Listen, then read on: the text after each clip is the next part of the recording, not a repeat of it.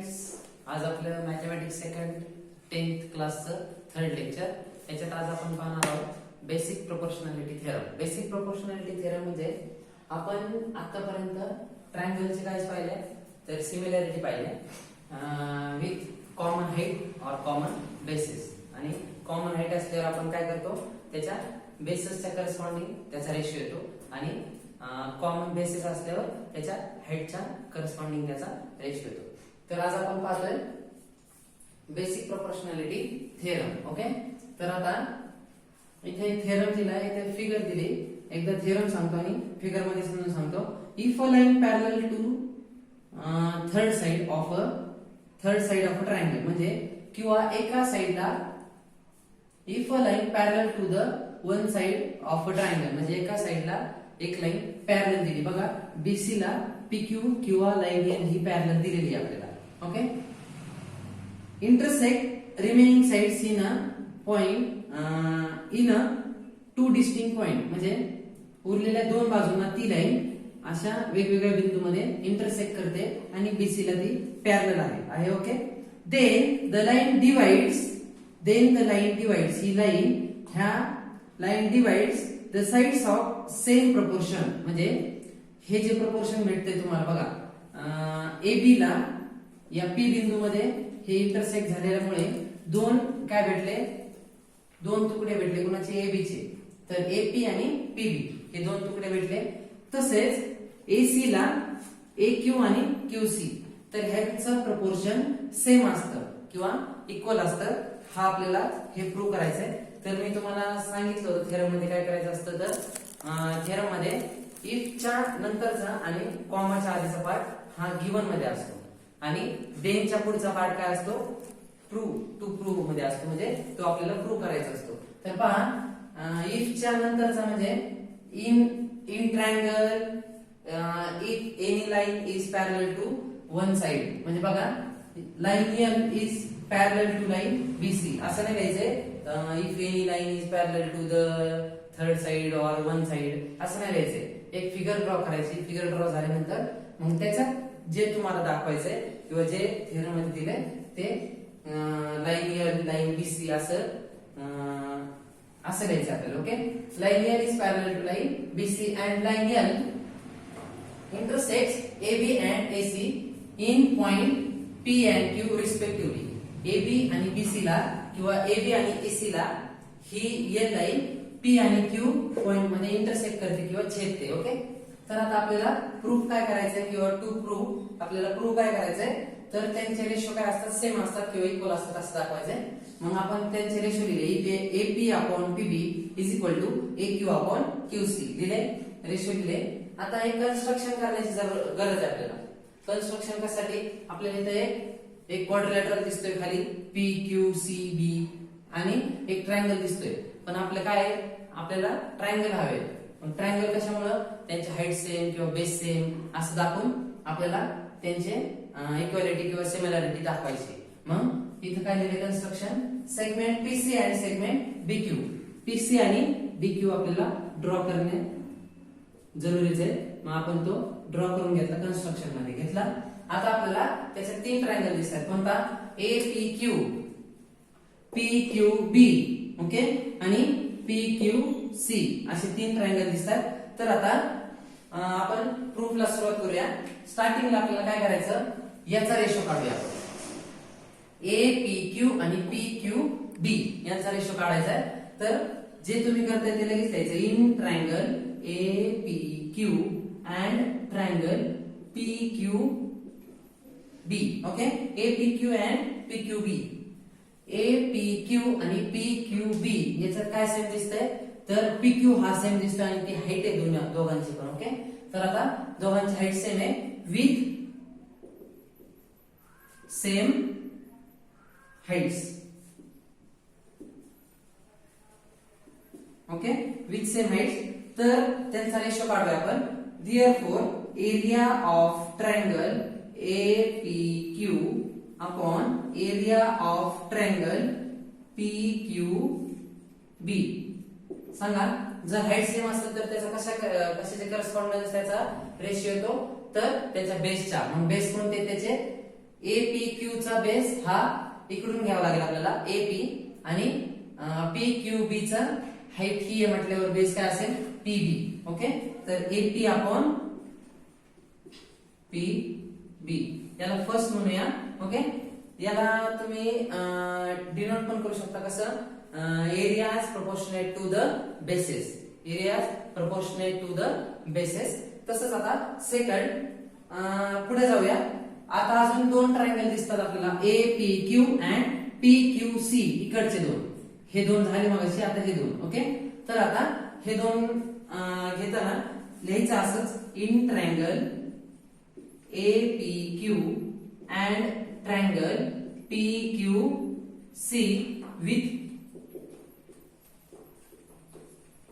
Same height. Okay, आता with same height आणि त्यांचे ratio area of triangle APQ and area of triangle PQC is equal to काय असेल. आता height same म्हटल्यावर तुम्हाला काय करावं लागेल, तर त्याच्या बेसच्या करस्पॉन्डन्स त्याचा रेशो घ्यावा लागेल. मग काय, APQ ची हाईट PQ आणि PQC ची हाईट PQ. आता बेस पहा AQ and QC, AQ and QC. मग घ्या AQ upon QC, AQ upon QC याला सेकंड. आणि सेम फर्स्टला जे तुम्ही आधार दिलता किंवा असं सांगितलं होतं, areas proportionate to the bases, areas proportionate to the bases, ते इथे दिलं तरी चालेल. आता पुढे पहा, हे फर्स्ट आणि सेकंड इक्वेशन भेटले आपल्याला. आता पहा segment PQ with parallel to line BC आहे का. सेगमेंट PQ हा कशाला आहे, पॅरलल आहे BC ला. हे कुठं दिलेलं आहे आपल्याला बघा, line L is parallel to line BC दिलेलं आहे. ओके, आणि PQ हा सेम बेस आहे कुणाचा कुणाचा, if segment PQ is same base, कुणाचा बेस येतो. आता ही APQ चा हाईट आहे.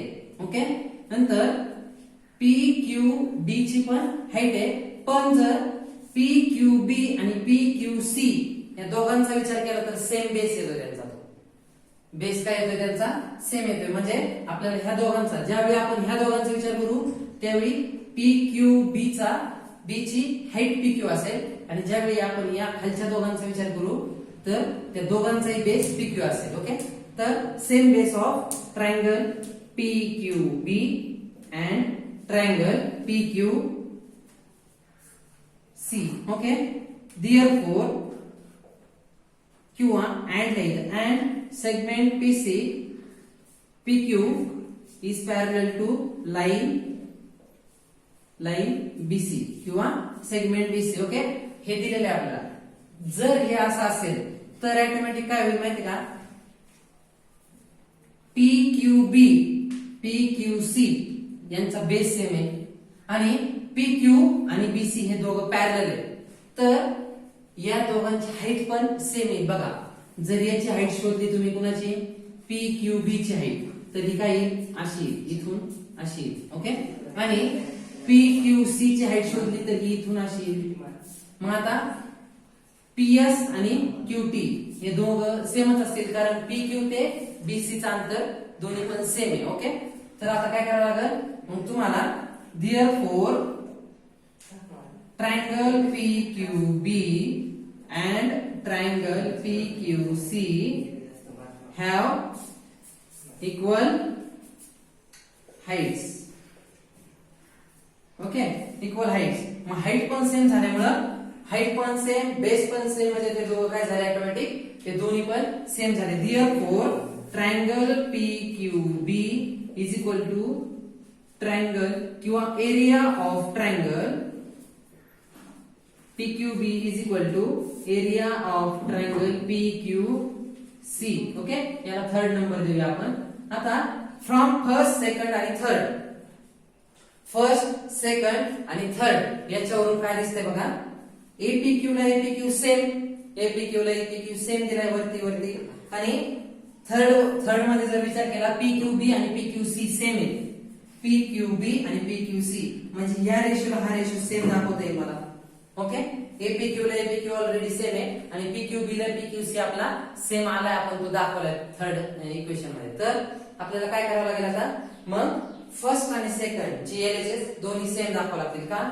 फ्रॉम इथे लिहू आपण area of triangle एपीक्यू upon area of triangle PQB is equal to area of triangle APQ upon area of triangle PQC.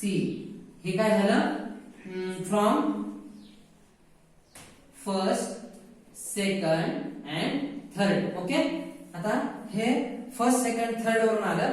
जर एलएचएस दोघांचे सेम असतील तर आरएचएस ऑटोमॅटिक काय झाल्या, सेम झाल्या. म्हणून therefore AP upon QC sorry PB is equal to AQ. किंवा इथं पहा AP upon PB is equal to AQ upon QC.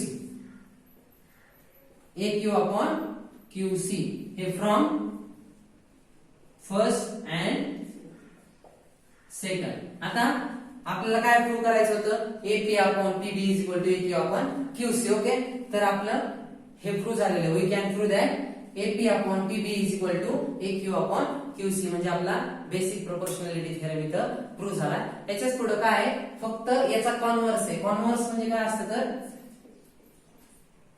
याच्या विरुद्ध जो आपण वरती थेरम पाहिलं त्याच्या विरुद्ध किंवा उलटा. थोडक्यात म्हणजे आपल्याला दिलेलं काय असेल त्याच्यात, if a ratio of two triangles किंवा if a ratio of if ratio are same proportion किंवा equal in proportion, then we can prove that किंवा then we are say that this is two lines are parallel. म्हणजे हे दिले आणि आपल्याला हे दोन लाईन पॅरलल दाखवायचे. मग काय करावं लागेल, आपल्याला हे घ्यावं लागेल.